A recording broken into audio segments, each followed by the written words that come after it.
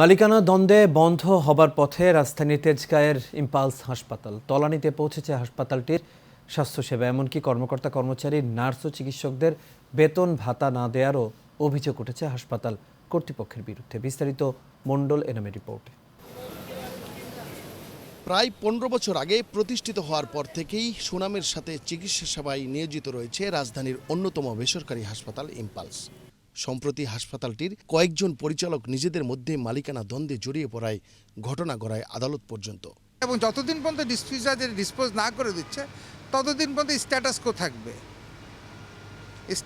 থাকবে, মানে যে যেখানে আছে সে সেখানে। কিন্তু দুঃখজনকভাবে আজকে হলো বুধবার, গত শনিবার থেকে তারা বিভিন্ন রকম কার্যকলাপ শুরু করেছে ডিবি দিয়ে, তথাকথিত ডিবি দিয়ে। আমি জানি না আসলে ডিবি কি ডিবি না।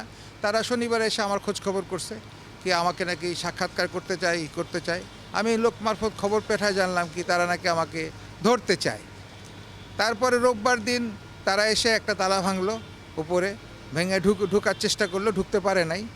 অপরপক্ষে পরিচালক খালেদা ইয়াসমিন জানান, হাসপাতালের গঠনতন্ত্র ও আদালতের রায় মেনেই হাসপাতালে অবস্থান করছে তারা।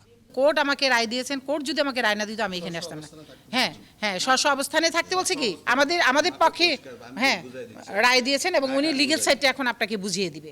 দুপক্ষের দ্বন্দ্বে অসহায় কর্মকর্তা কর্মচারী, নার্স, চিকিৎসকরা। তারা বলছেন এর ফলে হাসপাতালটিতে সেবার মান কমছে, বন্ধ রয়েছে বেতন ভাতা। আজকে ইম্পালস ধ্বংস হওয়ার পথে এবং দেশের জনগণের কোনো সেবাই দিতে পারতেছে না এই হাসপাতাল। আমরা স্টাফরা সাফারার এটাতেই যে আমরা কোনো বেতন পাইনি, 2টা ঈদ গিয়েছে, আমরা কোনো বোনাসও পাইনি। ওনাদের মালিক পক্ষের যেসব ঝামেলা আছে সেটা ওনাদের ইন্টারনাল, ওই পক্ষের ভিতরে আমরা কেউ জড়িত না। নির্বিচ্ছিন্ন চিকিৎসা সেবা অব্যাহত রাখতে জরুরি ভিত্তিতে হাসপাতালটির সমস্যা সমাধানে প্রশাসনের হস্তক্ষেপ চান বৈধ মালিকরা। মণ্ডলের নাম, এশিয়ান টেলিভিশন, ঢাকা।